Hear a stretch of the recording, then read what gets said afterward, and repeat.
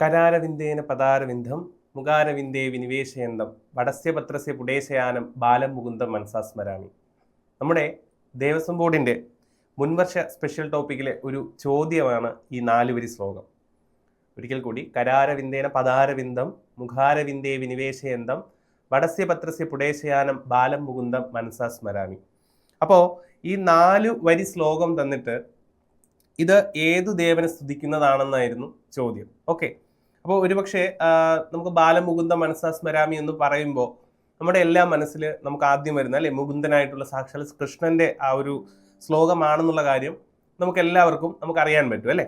അപ്പോൾ അത്തരത്തിൽ ആ ഒരു ചോദ്യം ഓപ്ഷനിൽ ശ്രീകൃഷ്ണൻ മാത്രമായിരുന്നുവെങ്കിൽ വളരെ വേഗത്തിൽ എന്ത് ചെയ്യാൻ പറ്റും, നമുക്ക് ഉത്തരം ചെയ്യാൻ പറ്റും. പക്ഷേ ചോദ്യകർത്താവ് ഓപ്ഷൻ 4 വ്യത്യസ്ത രീതിയിൽ, അതായത് വെണ്ണകൃഷ്ണൻ, ആലകൃഷ്ണൻ, ഗോപാലകൃഷ്ണൻ അങ്ങനെയെന്നൊക്കെ പറഞ്ഞിട്ട് കൃഷ്ണനെ തന്നെ 4ആയിട്ട് തിരിച്ചിട്ടാണ് എന്ത് ചെയ്തത്, ഓപ്ഷൻ കൊടുത്തിരുന്നത്. ഓക്കെ ആണോ? അപ്പോൾ അതിന്റെ ഉത്തരം ആലിലെ കൃഷ്ണനായിരുന്നു കേട്ടോ. ഇത് നമ്മുടെ മുകുന്ദാഷ്ടകത്തിൽ വരുന്ന ഒരു വരിയാണ്. അതായത് നിങ്ങൾ കണ്ടിട്ടുണ്ടായിരിക്കും, നമ്മുടെ ആലിലയിൽ ശയിക്കുന്ന കൃഷ്ണനെ നിങ്ങൾ എല്ലാവരും കണ്ടിട്ടുണ്ടായിരിക്കും അല്ലേ. ഭഗവാൻ തൻ്റെ കരാരവിന്ദേന പദാരവിന്ദം, അതായത് താമര പോലുള്ള തൻ്റെ ആ ഒരു കാല് അല്ലേ, തൻ്റെ വായിലേക്ക് വെച്ചിട്ട് അല്ലേ, ആ കാൽവിരൽ വെച്ചിട്ട് വടസ്യ പത്രസ്യ പുടേശയാനം, വടവൃക്ഷം എന്ന് പറയുന്നത് നമ്മുടെ അരയാലാണ് കേട്ടോ. വടവൃക്ഷത്തെ, അതായത് അരയാലിനെയാണ് വടം എന്ന് പറയുന്നത്, വടവൃക്ഷം എന്ന് പറയുന്നത്. അപ്പൊ ആ വടവൃക്ഷമാകുന്നതിന്റെ പത്രത്തിൽ, അല്ലെങ്കിൽ പത്രം എന്ന് പറയുമ്പോൾ ഇല, നമുക്കറിയാം. അപ്പൊ ആ ഇലയിൽ ശയിക്കുന്ന ആ കൃഷ്ണനെ സ്മരിക്കുന്നു എന്നാണ്. അപ്പോൾ ചോദ്യകർത്താവ് ചോദിച്ചൊരു ചോദ്യമാണ്. അപ്പോൾ അത്തരത്തിൽ ശ്ലോകങ്ങളൊക്കെ എന്ത് ചെയ്യുന്നുണ്ട്, ഇടയ്ക്കിടയ്ക്കൊക്കെ ചോദ്യകർത്താവ് സ്പെഷ്യൽ ടോപ്പിക്കിൽ കൊണ്ടുവരാറുണ്ട്. ഓക്കെ, അപ്പോൾ അതൊരു ആലിലെ കൃഷ്ണനെ കുറിച്ചായിരുന്നു. എന്നാലും ജസ്റ്റ് എന്ത് ചെയ്യാം, നമ്മൾ തുടങ്ങുന്നത് എപ്പോഴും ഒരു ശ്ലോകത്തിലായതുകൊണ്ട് അതൊരു പ്രീവിയസ് ചോദ്യമായിട്ട് കണക്ട് ചെയ്തിട്ട് എന്ത് ചെയ്യുന്നു, മുമ്പോട്ട് പോകുന്നതേ ഉള്ളൂ. ഓക്കെ ആണോ? ഇനി നോക്കൂ, നമ്മൾ ഇന്ന് നോക്കാൻ പോകുന്നത് ക്ഷേത്രങ്ങളെ കുറിച്ചാണ് കേട്ടോ. നമ്മുടെ ഇന്നത്തെ ടോപ്പിക് എന്ന് പറയുന്നത് ക്ഷേത്രത്തെ കുറിച്ചാണ്. ഓക്കെ ആണോ? അപ്പോൾ നമ്മൾ ആദ്യമായിട്ട് നോക്കുന്നത് നമ്മുടെ ദേവസ്വം ബോർഡിന്റെ മുൻവർഷ ചോദ്യങ്ങളെല്ലാം പരിശോധിക്കുന്ന സമയത്ത് നമുക്ക് ഏറ്റവും കൂടുതൽ നമുക്ക് കാണാൻ പറ്റുന്ന ഒരു ക്ഷേത്രമാണ് ഇത്, തൃക്കാക്കര വാമനമൂർത്തി ക്ഷേത്രം. നിങ്ങൾ ഈ കാണുന്ന വളരെ വിശാലമായിട്ടുള്ള തൃക്കാക്കര, നിങ്ങൾ തൃക്കാക്കര, അതായത് എറണാകുളത്ത് തൃക്കാക്കര വഴി നിങ്ങൾ ഒരിക്കലെങ്കിലും പോയിട്ടുണ്ടെങ്കിൽ നിങ്ങൾക്ക് ഈ അമ്പലം കാണാൻ സാധിക്കും. നമ്മൾ ഈ കാണുന്നത് പോലെയല്ല, വളരെ വിശാലമായിട്ടുള്ള ഒരു ക്ഷേത്രമാണ് ഇത്, നമ്മുടെ ഈ കാണുന്ന വാമനമൂർത്തി ക്ഷേത്രം. മഹാദേവനുണ്ട്, വാമനനുണ്ട്. വലിയൊരു ഗ്രൗണ്ടിലായിട്ട് 2 വലിയ അമ്പലങ്ങളായിട്ടാണ് എന്ത് ചെയ്യുന്നത്, നമ്മുടെ തൃക്കാക്കര വാമനമൂർത്തി ക്ഷേത്രം സ്ഥിതി ചെയ്യുന്നത്. ഓക്കെ ആണോ?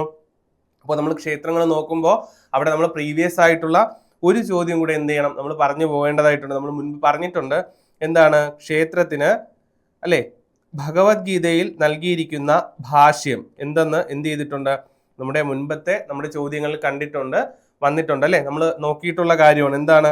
അപ്പോൾ ക്ഷേത്രത്തില് അല്ലെങ്കിൽ ഭഗവത്ഗീതയിൽ ക്ഷേത്രത്തിന് നൽകിയിരിക്കുന്ന ഭാഷ്യം എന്ന് പറയുന്നത് ശരീരമാണ് കേട്ടോ. അതെന്ത് ചെയ്യുക, ഒന്ന് പ്രത്യേകം ഒന്ന് ശ്രദ്ധിക്കുക. അപ്പോൾ നമ്മൾ ക്ഷേത്രങ്ങളെ കുറിച്ച് നോക്കുന്നത് കൊണ്ട് തന്നെ ക്ഷേത്രം എന്ന അല്ലെ, നമുക്കറിയാം ക്ഷേത്രം എന്ന വാക്കിന്റെ അർത്ഥം നമുക്കറിയാം. എന്താണ് ക്ഷേത്രം? ക്ഷതാൽ ത്രായതേ ഇതി ക്ഷേത്രം അല്ലെ. വേദന, ക്ഷീണം, ദുഃഖം അല്ലെങ്കിൽ എല്ലാവിധ സങ്കടങ്ങളിൽ നിന്നും അല്ലെങ്കിൽ എല്ലാവിധ പ്രശ്നങ്ങളിൽ നിന്നും നമ്മെ ത്രാണനം ചെയ്യിക്കുന്ന സംവിധാനം എന്ത് തന്നെയാണെങ്കിലും നമുക്ക് എന്തെന്ന് പറയാം, അതിനെ ക്ഷേത്രം എന്ന് പറയാം. ഓക്കെ ആണോ? ഇപ്പോൾ ക്ഷേത്രം എന്ന് പറയുന്നത് ക്ഷതാൽ ത്രായതേ ഇതി ക്ഷേത്രം. ഓക്കെ ആണോ? പിന്നെയാണ് നമ്മൾ പറയുന്നത് എന്താണ്, ഈ പറയുന്ന പ്രീവിയസ് ആയിട്ടുള്ള ചോദ്യമാണ്, ക്ഷേത്രത്തിന് ഭഗവത്ഗീതയിൽ നൽകിയിരിക്കുന്ന ഭാഷ്യമാണ് എന്ത്, ശരീരം എന്ന് പറയുന്നത്. ഓക്കെ അല്ലേ? അപ്പോ ഈ പറയുന്ന അധ്യായം എത്രയാണെന്ന് ചോദിച്ചു കഴിഞ്ഞാൽ 13ാമത്തെ അധ്യായത്തിൽ ക്ഷേത്രജ്ഞ വിഭാഗയോഗം എന്ന അധ്യായത്തിലാണ് എന്ത് ചെയ്യുന്നത്, നമ്മുടെ ഈ പറയുന്ന കാര്യം പറഞ്ഞിട്ടുള്ളത് കേട്ടോ. അപ്പോൾ ചോദ്യകർത്താവ് നമ്മുടെ സിലബസ് അനുസരിച്ച് ഒരു ചോദ്യം അല്ലെങ്കിൽ ഒരു നമ്മുടെ സ്പെഷ്യൽ ടോപ്പിക്കുമായിട്ട് ഉണ്ടാക്കുമ്പോൾ, ഒരു ചോദ്യം ഉണ്ടാക്കുമ്പോൾ കൃത്യമായിട്ട് എന്ത് ചെയ്യുന്നുണ്ട്, അത് നമ്മുടെ ഈ പറയുന്ന സിലബസിൽ പറയുന്നത് പോലെ നമ്മുടെ ഗ്രന്ഥങ്ങളിൽ നിന്നും തന്നെയാണ് എന്ത് ചെയ്യുക, പുള്ളിക്കാരൻ കൃത്യമായിട്ട് എന്ത് ചെയ്യുന്നത്, ചോദിച്ചു വരുന്നത് കേട്ടോ. അപ്പൊ ആ ഒരു കാര്യം പ്രത്യേകം ശ്രദ്ധിക്കുക. ക്ഷേത്രം എന്ന് പറയുന്നതിന് ഭഗവത്ഗീതയിൽ നൽകിയിരിക്കുന്ന ഭാഷ്യമാണ് എന്ത്, നമ്മൾ ഈ പറയുന്ന ശരീരം എന്ന് പറയുന്നത്.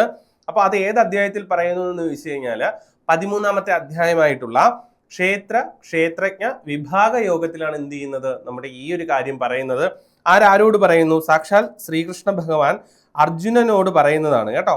ഇതം ശരീരം കൗന്ദേയ ക്ഷേത്രം ഇത്യഭിധീയതേ ഏതി തദ്വിധം പ്രാഹു ക്ഷേത്രജ്ഞ ഇതി തദ്വിധ. ഇതാണ് ആ 4 വരി ശ്ലോകം. ഈ ചോദ്യത്തിന് ആധാരമായിട്ടുള്ള ആ 4 വരി ഭഗവത്ഗീതയിൽ പറയുന്ന ഏതാണ്, ഇതം ശരീരം കൗന്ദേയ ക്ഷേത്രം ഇത്യഭിധീയതേ ഏതി തദ്വിധം പ്രാഹു ക്ഷേത്രജ്ഞ ഇതി തദ്വിധ. അല്ലയോ ഇതും ശരിയാണ്. അല്ലയോ കുന്തിപുത്രനായിട്ടുള്ള അർജുന, അല്ലെങ്കിൽ അല്ലയോ കൗന്ദയ, അറിയുക എന്താണ്, ഈ കാണുന്ന ശരീരമാണ് ക്ഷേത്രമെന്നും, അല്ലെ ഈ ക്ഷേത്രത്തെ അറിയുന്നവനാരോ, അല്ലെങ്കിൽ ഇതിനുള്ളിൽ കുടികൊള്ളുന്ന ആത്മചൈതന്യത്തെ മനസ്സിലാക്കുന്നവനാരോ, അവനെ നമുക്ക് എന്തെന്ന് പറയാം, ക്ഷേത്രജ്ഞൻ എന്ന് പറയാം. ഓക്കെ ആണോ? അപ്പോ ഇത്രയേ ഉള്ളൂ. എന്താണ്, 13ാമത്തെ അധ്യായത്തിലാണ് ക്ഷേത്രത്തിന് ശരീരം എന്നുള്ള ഭാഷ്യം അല്ലെങ്കിൽ അർത്ഥം പറയുന്ന ആരോട് പറയുന്നു, സാക്ഷാൽ ശ്രീകൃഷ്ണൻ അർജുനനോട് പറയുന്നു. പിന്നെ നമ്മുടെ ഭഗവത്ഗീതയിലെ അധ്യായങ്ങളുടെ എണ്ണം എന്ത് ചെയ്യുക, ഓർമ്മിക്കുക. ഒരുപാട് പ്രാവശ്യം റിപ്പീറ്റഡ് ആയിട്ട് ചോദിച്ചിട്ടുള്ളതാണ് കേട്ടോ. 18 അധ്യായങ്ങളാണ്. ഓക്കെ അല്ലേ? അപ്പോൾ ഇത്രയേ ഉള്ളൂ നമ്മൾ ഈ പറയുന്നത്. ഓക്കെ, ഇനി നമുക്ക് നോക്കേണ്ടത് ഏതാണ്, നമ്മുടെ ഈ പറയുന്ന തൃക്കാക്കര വാമനമൂർത്തി ക്ഷേത്രം. ഓക്കെ അല്ലേ? നോക്കൂ, നമ്മുടെ ഇന്ത്യയിൽ തന്നെ വാമന സങ്കല്പത്തിൽ ആരാധനയുള്ള വളരെ ചുരുക്കം ക്ഷേത്രങ്ങളിൽ ഒന്നാണ് ഏത്, തൃക്കാക്കര വാമനമൂർത്തി ക്ഷേത്രം. ഓക്കെ അല്ലേ? നമുക്കറിയാം അല്ലെ, വാമനന്റെ പ്രതിഷ്ഠ അപൂർവമായിട്ട് മാത്രമേ നമുക്ക് എന്ത് ചെയ്യാൻ പറ്റത്തുള്ളൂ, നമുക്ക് കാണുവാൻ സാധിക്കത്തുള്ളൂ.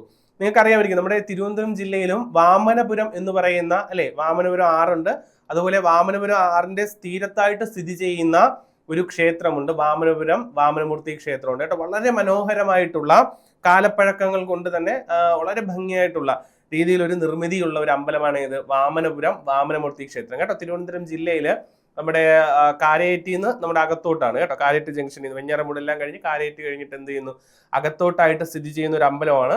എന്ത് ചെയ്യുക, വളരെ മനോഹരമായിട്ടുള്ള പ്രതിഷ്ഠയും പിന്നെ ശ്രീകോവിലാണെങ്കിലും ചുറ്റമ്പലം ആണെങ്കിലും ഒക്കെ ആ ഒരു പഴയ പ്രൗഢിയോടുകൂടി എന്ത് ചെയ്യുന്നു, പഴമയുടെ പ്രൗഢിയിൽ നിർമ്മിച്ചിട്ടുള്ള ഒന്നാണ്. ഒരുപാടധികം ഓലക്കുടകൾ അറിയാലോ, വാമനൻ എപ്പോഴും ഓലക്കുടയും ഒരു ചെറിയൊരു അല്ലെ ആ ഒരു നമ്മുടെ കിണ്ടി പോലെ അവരുപയോഗിക്കുന്ന ഒരു ഇതുണ്ടല്ലോ, ബാക്കി സ്നാനകർമ്മങ്ങൾക്കും പൂജാതി കാര്യങ്ങൾക്കും ഉപയോഗിക്കുന്നത്. അപ്പൊ അതുമായിട്ടാണ് എന്ത് ചെയ്യുക, അവര് ആ ഒരു സഞ്ചരിക്കുന്നത്. ഓക്കെ അല്ലേ?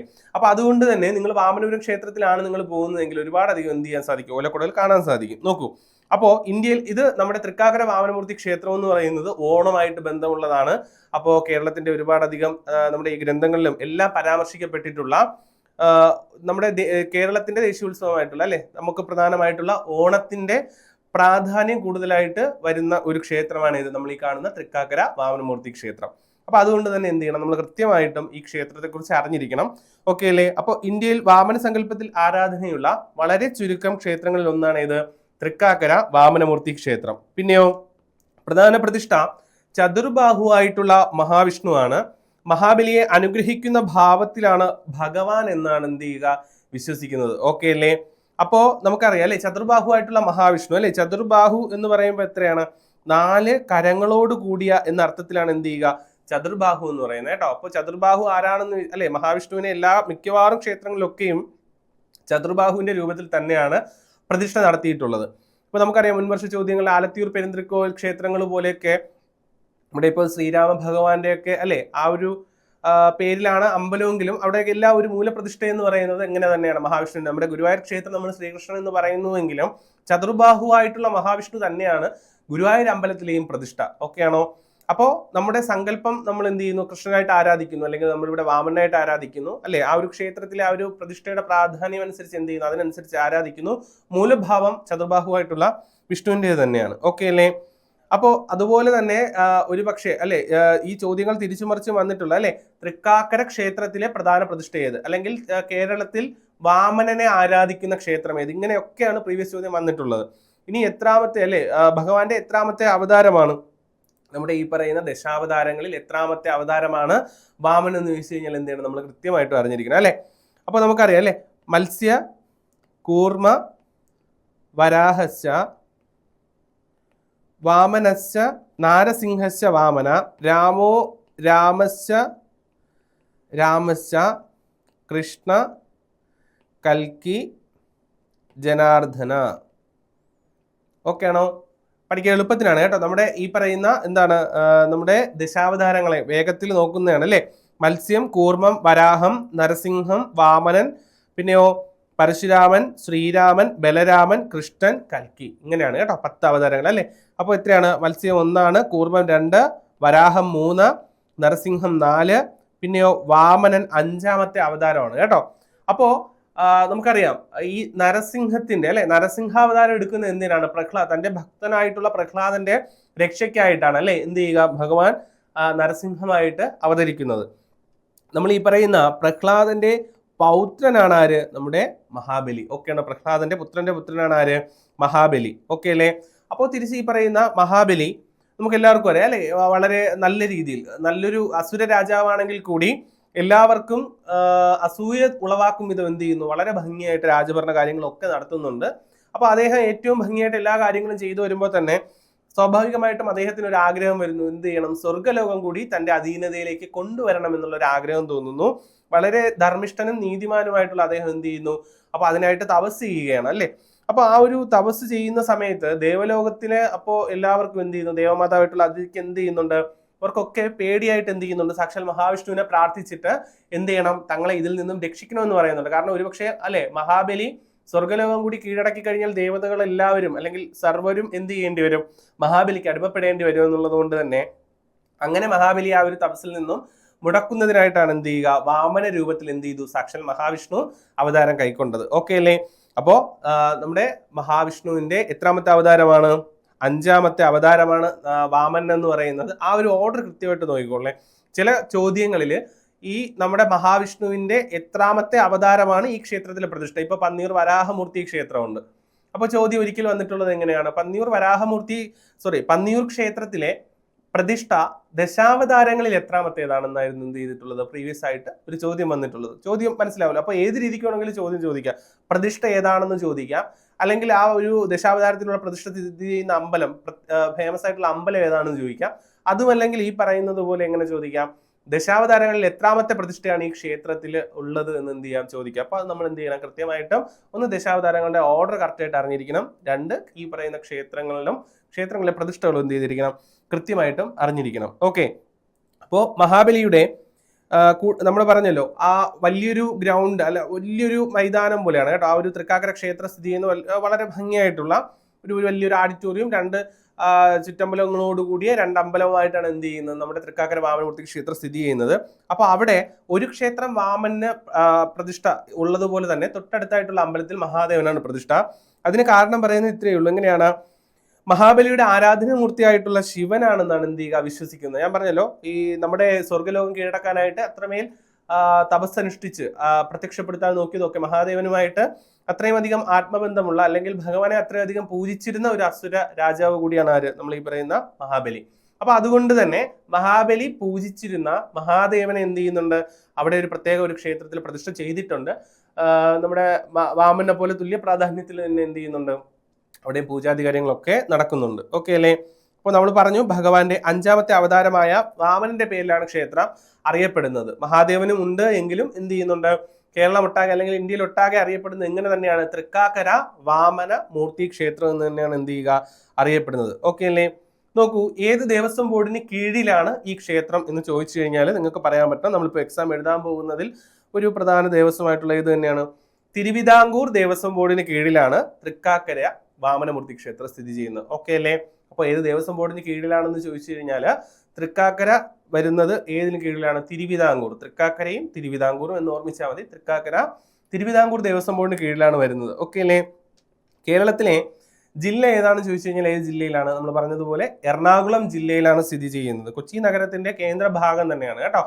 അപ്പോൾ കൊച്ചി നഗരത്തിന്റെ കേന്ദ്രഭാഗമായിട്ടുള്ള തൃക്കാക്കരയിലാണ് എന്ത് ചെയ്യുക, നമ്മുടെ വാമനമൂർത്തി ക്ഷേത്രം സ്ഥിതി ചെയ്യുന്നത്. ഇവിടുത്തെ ഏറ്റവും പ്രധാന ഉത്സവം ചിങ്ങമാസത്തിലെ തിരുവോണമാണ്. അപ്പോൾ ഒരിക്കലൊരു ചോദ്യം ഇതുപോലെയാണ് വന്നിട്ടുള്ളത് കേട്ടോ. തിരുവോണവുമായിട്ടൊക്കെ അല്ലെങ്കിൽ ഓണം കേരളത്തിന്റെ പെരുമയോളം അല്ലെങ്കിൽ ഐതിഹ്യ പെരുമയോളം പഴക്കമുള്ള അല്ലെങ്കിൽ ആ ഒരു ലിഖിതങ്ങളിലൊക്കെ പരാമർശിക്കപ്പെടുന്ന ഒരു അമ്പലം എന്നുള്ള രീതിയിൽ ഒരിക്കൽ എന്ത് ചെയ്തിട്ടുണ്ട്, ചോദിച്ചിട്ടുണ്ട്. ഓക്കെ ആണോ? അപ്പോൾ നമ്മുടെ തൃക്കാക്കര ക്ഷേത്രത്തിലെ ഏറ്റവും നമുക്കറിയാം, നിങ്ങൾ നമ്മുടെ തിരുവല്ലം ക്ഷേത്രം പരശുരാമസ്വാമി ക്ഷേത്രത്തിലൊക്കെ ബലിയിടാൻ പോയിട്ടുണ്ടെങ്കിൽ അല്ലെങ്കിൽ ബലി കർമാദികൾ നിങ്ങൾ കാണുമ്പോൾ നിങ്ങൾക്ക് അറിയാൻ പറ്റും. അപ്പോൾ ഒരു മരിച്ച ഒരു വ്യക്തിയുടെ പേരിൽ അവിടെ പിണ്ടം വെക്കുമ്പോൾ അല്ലെങ്കിൽ പിണ്ടോദക ക്രിയകൾ നടത്തുമ്പോൾ നമുക്കൊരു പക്ഷേ മരിച്ച ദിവസത്തെ നാൾ അറിയില്ല എങ്കിൽ അവിടുത്തെ കർമ്മി പറയാറുണ്ട് അല്ലെങ്കിൽ മേൽശാന്തി പറയും എങ്ങനെയാണ് ചെയ്യേണ്ടത്. അവിടുത്തെ പ്രതിഷ്ഠയായിട്ടുള്ള മഹാവിഷ്ണുവിന്റെ അവതാരമാണ് പരശുരാമൻ. അപ്പോൾ ആ സാക്ഷാൽ മഹാവിഷ്ണുവിന്റെ നാളായിട്ടുള്ള തിരുവോണം നാൾ എന്ത് ചെയ്യുക, മനസ്സിൽ സങ്കല്പിക്കാൻ പറയും കേട്ടോ. അപ്പോൾ അങ്ങനെയാണ് പറയാറ്. ഓക്കെ അല്ലേ? അപ്പോൾ ആ രീതിയിലാണ് എന്ത് ചെയ്യുക, നമ്മുടെ തൃക്കാക്കര വാമനമൂർത്തി ക്ഷേത്രത്തിൽ എന്തുകൊണ്ട് തിരുവോണം പ്രധാനമായിട്ട് വീണ്ടും വരുന്നു എന്ന് ചോദിച്ചു കഴിഞ്ഞാൽ മഹാബലിയുടെ കൂടെ ആ ഒരു ബന്ധമുള്ളത് കൊണ്ട് തന്നെ എന്ത് ചെയ്യുന്നു, അവിടുത്തെ ഉത്സവം ഏതായിട്ട് തന്നെയാണ് ആചരിക്കുക, ഈ പറയുന്ന ചിങ്ങമാസത്തിലെ തിരുവോണം നാളാണ് കേട്ടോ. ബാക്കിയുള്ള ക്ഷേത്രങ്ങളിലൊക്കെ ആട്ടവിശേഷങ്ങൾ അനുസരിച്ച് മാറാം, പ്രതിഷ്ഠാ ദിനം അനുസരിച്ച് എന്ത് ചെയ്യാം, ഉത്സവങ്ങൾ മാറാം. മേട തിരുവാതിര അല്ലെങ്കിൽ നമ്മുടെ ഇതുണ്ടല്ലോ വിഷു ഒക്കെ വരുന്നത് പോലെ മേടമാസത്തിലെ ബാക്കി അതുപോലെയൊക്കെ മേടം, പിന്നെ അങ്ങനെ കൃഷ്ണ ജന്മാഷ്ടമിക്കൊക്കെ എന്ത് ചെയ്യാം, ഉത്സവങ്ങൾ മാറി വരാം. അപ്പോൾ നമ്മുടെ തൃക്കാക്കര ഓണവുമായി ബന്ധപ്പെട്ട് നിൽക്കുന്നത് കൂടി കൊണ്ടും മഹാവിഷ്ണുവിന്റെ നാള് തിരുവോണമായതുകൊണ്ടും എന്ത് ചെയ്യുന്നുണ്ട്, ഈ അവിടുത്തെ ഉത്സവം പ്രധാനമായിട്ട് നടക്കുന്ന ഏത് മാസത്തിലാണ്, ചിങ്ങമാസത്തിലെ തിരുവോണം നാളിലാണ്. ഓക്കെ അല്ലേ? ഇനി നോക്കൂ, തിരുവോണം മഹാവിഷ്ണുവിന്റെ തിരുനാളായും വാമനന്റെ അവതാര ദിവസമായും മഹാബലിയുടെ ഭക്തിയുടെയും ഐശ്വര്യത്തിന്റെയും അമരത്വത്തിന്റെയും പ്രതീകമായിട്ടും എന്ത് ചെയ്യുന്നു, ആഘോഷിക്കപ്പെടുന്നു. ഓക്കെ ആണോ? നമുക്ക് എല്ലാവർക്കും അറിയാലോ ആ മഹാബലിയുടെ ആ ഒരു നമ്മൾ കേട്ടുവരുന്ന കഥകൾ നമുക്ക് എല്ലാവർക്കും അറിയാം അല്ലെ. വാമനൻ എന്ത് ചെയ്യുന്നു, 3 അടി അളന്ന് വാങ്ങിക്കുമ്പോൾ എന്ത് ചെയ്യുന്നു, അവസാനമായിട്ട് തന്റെ തല കാണിച്ചു കൊടുക്കുകയും അദ്ദേഹത്തിന് എന്ത് ചെയ്യുന്നു, പാതാളത്തിലേക്ക് ചവിട്ടി താഴ്ത്തുകയും വർഷത്തിലൊരിക്കൽ അല്ലെ നമ്മുടെ തിരുവോണം നാളിൽ തന്റെ പ്രജകളെ കാണാനായിട്ട് വരാനായിട്ട് എന്ത് ചെയ്യുന്നു, ഭഗവാൻ അനുഗ്രഹം നൽകുന്നു. ഇന്നും അങ്ങനെ മഹാബലി നമ്മളെ കാണാനായിട്ട് തിരുവോണം നാളിൽ വരുന്നു എന്നാണ് വിശ്വാസം. അപ്പോൾ അതിന്റെ ആ ഒരു പ്രതീകമായിട്ട് തന്നെ എന്ത് ചെയ്യുക, നമ്മുടെ ഈ എറണാകുളം ആ ഭാഗത്തൊക്കെ ഈ തൃക്കാക്കര അപ്പനെ എതിരേൽക്കുന്ന അല്ലെങ്കിൽ മഹാബലി എതിരേൽക്കുന്ന ചടങ്ങുകൾ തന്നെയുണ്ട്. നിങ്ങൾ കണ്ടിട്ടുണ്ടായിരിക്കും, നമ്മുടെ 3 ത്രികോണ സ്തൂപം പോലെയുള്ള കുറച്ച് ഇതൊക്കെ വെച്ചിട്ട് അരിമാവൊക്കെ ഒഴിച്ച് വീടിന് മുന്നിലായിട്ട് പലകയിൽ പ്രത്യേകം അലങ്കരിച്ച് തുമ്പയും മുക്കുറ്റിയും ഒക്കെ ആ ഒരു വഴിയിൽ നിന്നേ തൂകി എന്ത് ചെയ്യും, ഭഗവാനെ അകത്തേക്ക് ആനയിക്കുന്നതായിട്ടും അടയൊക്കെ രാവിലെ കുളിച്ചെന്നിട്ട് കുടുംബാംഗങ്ങളെല്ലാം കൂടെ നിന്ന് എന്ത് ചെയ്യും, ആ മുറ്റത്ത് വെച്ചിട്ട് എന്ത് ചെയ്യുന്നു, തൃക്കാക്കര അപ്പനെ നേദിക്കുന്നതും ഒക്കെയുള്ള ചടങ്ങുകൾ എന്ത് ചെയ്യാൻ പറ്റും നമുക്ക്. അത് നമ്മുടെ വടക്കോട്ട് പോകുമ്പോൾ അത് കാണാൻ സാധിക്കും. എറണാകുളം ആ ഒരു ഭാഗത്തൊക്കെ വളരെ വിപുലമായിട്ട് ഇപ്പോഴും എന്ത് ചെയ്യുന്നുണ്ട്, ആ കാര്യങ്ങളൊക്കെ നടന്നു വരുന്നുണ്ട്. ഓക്കെ അല്ലേ? നോക്കൂ, ഇനി മഹാശിവരാത്രി ഉത്സവമാണ് മറ്റൊരു ഉത്സവം. അപ്പൊ മഹാബലി അവിടെ പൂജിച്ചിരുന്ന മഹാദേവന്റെ പ്രതിഷ്ഠയുള്ളത് കൊണ്ട് തന്നെ ആ ക്ഷേത്രത്തിൽ പ്രധാനമായും ആചരിക്കുന്ന മറ്റൊരു ഉത്സവം ഏതാണെന്ന് ചോദിച്ചു കഴിഞ്ഞാൽ ഏത് തന്നെയാണ്, മഹാശിവരാത്രിയാണ്. അവിടെ തമിഴ് വൈഷ്ണവ ഭക്തകവികളായിട്ടുള്ള ആഴ്വാർമാർ പാടിപ്പുകഴ്ത്തിയ 108 ദിവ്യദേശങ്ങളിൽ ഒന്നുകൂടിയാണ് ഏത്, തൃക്കാക്കര ക്ഷേത്രം. ഓക്കെ, അപ്പോൾ 108 ദിവ്യദേശങ്ങളിൽ ഒന്നായിട്ട് കരുതപ്പെടുന്നത് ഏത് തന്നെയാണ്, നമ്മുടെ തൃക്കാക്കര വാമനമൂർത്തി ക്ഷേത്രമാണ് അല്ലേ. നോക്കൂ, അപ്പോൾ മഹാശിവരാത്രി മറ്റൊരു ഉത്സവമാണ്. എങ്കിലും പ്രധാനമായിട്ട് നമ്മൾ അറിഞ്ഞിരിക്കേണ്ടത് ഇത് തന്നെയാണ്, ചിങ്ങമാസത്തിലെ തിരുവോണം നാളാണ്. ഓണത്തിന്റെ വരവറിയിച്ചിട്ടുകൊണ്ട് എന്ത് ചെയ്യാറുണ്ട്, ആ ഒരു നമ്മുടെ അത്തം മുതൽ തന്നെ അവിടെ എന്ത് ചെയ്യാറുണ്ട്, ഒരുപാടധികം ചടങ്ങുകളൊക്കെ നടക്കാറുണ്ട്. അതുകൊണ്ട് തന്നെ ചിങ്ങമാസത്തിലെ തിരുവോണം എന്ത് ചെയ്യുന്നു, തൃക്കാക്കര ക്ഷേത്രത്തിലെ പ്രധാന ഉത്സവമായിട്ട് എന്ത് ചെയ്യുന്നു, ആചരിച്ചു പോരുന്നു. ഓക്കെ അല്ലേ? ഓക്കെ, അപ്പോൾ ഇത്രയേ ഉള്ളൂ തൃക്കാക്കര വാമനമൂർത്തി ക്ഷേത്രം. പ്രധാനമായിട്ടും ഇത്രയേ ഉള്ളൂ. സ്വാഭാവികമായിട്ടും വരുന്ന ചോദ്യങ്ങൾ ഇങ്ങനെയൊക്കെ തന്നെ വരാറുള്ളത്. ഒന്ന്, ഏത് ദേവസ്വം ബോർഡിന് കീഴിലാണെന്ന് ചോദിച്ചു കഴിഞ്ഞാൽ നമുക്കറിയാം തിരുവിതാംകൂർ ദേവസ്വം ബോർഡ്. പിന്നെ സ്ഥിതി ചെയ്യുന്ന തൃക്കാക്കര ക്ഷേത്രത്തിലെ പ്രധാന പ്രതിഷ്ഠ ഏതാണെന്ന് ചോദിച്ചു കഴിഞ്ഞാൽ നമുക്കറിയാം വാമനൻ. ഇനി കേരളോൽപ്പത്തിയുമായി ബന്ധപ്പെട്ട് നിൽക്കുന്ന ക്ഷേത്രം എന്ന് ചോദിച്ചു കഴിഞ്ഞാൽ ഇത് തന്നെയാണ്, നമ്മുടെ തൃക്കാക്കര വാമനമൂർത്തി ക്ഷേത്രമാണ്. പിന്നെയോ എത്രാമത്തെ അവതാരമാണ് തൃക്കാക്കര ക്ഷേത്രത്തിൽ പ്രതിഷ്ഠ ചെയ്തിട്ടുള്ളതെന്ന് ചോദിച്ചു കഴിഞ്ഞാൽ 5ാമത്തെ അവതാരമായിട്ടുള്ള വാമനനാണ്. ഓക്കെ ആണോ? അപ്പൊ ഈ ഒരു കാര്യങ്ങളൊക്കെ എന്ത് ചെയ്യുക, ശ്രദ്ധിക്കുക. എറണാകുളം ജില്ലയിലാണ് സ്ഥിതി ചെയ്യുന്നത്. ഓക്കെ അല്ലേ? ഇനി നോക്കൂ, തിരുമാന്ധാംകുന്ന് ഭഗവതി ക്ഷേത്രം അല്ലെ. നമ്മുടെ ദേവസ്വം ബോർഡിന്റെ മുൻവർഷ ചോദ്യങ്ങളിലൊക്കെ നിങ്ങൾ പരിശോധിച്ചു കഴിഞ്ഞാൽ ഓപ്ഷനിലാണെങ്കിലും ചോദ്യമായിട്ടാണെങ്കിലും ഒരുപാട് പ്രാവശ്യം ആര് വരാറുണ്ട്, നമ്മുടെ ഈ കാണുന്ന തിരുമാന്ധാംകുന്ന് ഭഗവതി എന്ത് ചെയ്യാറുണ്ട്, വരാറുണ്ട് കേട്ടോ. ഭഗവതിയല്ല, ആ ഒരു ക്ഷേത്രത്തെ കുറിച്ചുള്ള കാര്യങ്ങൾ ചോദിക്കാറുണ്ട്. കാരണം വളരെ ഫേമസ് ആയിട്ടുള്ള ഒരുപാടധികം പ്രത്യേകതകളുള്ള ഒരു അമ്പലമാണ് ഇത് തിരുമാന്ധാംകുന്ന് ഭഗവതി ക്ഷേത്രം അല്ലെ. നിങ്ങൾ പോയിട്ടുണ്ടെങ്കിൽ അറിയാൻ പറ്റും, വളരെ മനോഹരമായിട്ട് സ്ഥിതി ചെയ്യുന്ന, പ്രകൃതിയോട് ഇണങ്ങി സ്ഥിതി ചെയ്യുന്ന ഒരു അമ്പലം തന്നെയാണ് ഇത് തിരുമാന്ധാംകുന്ന് ഭഗവതി ക്ഷേത്രം.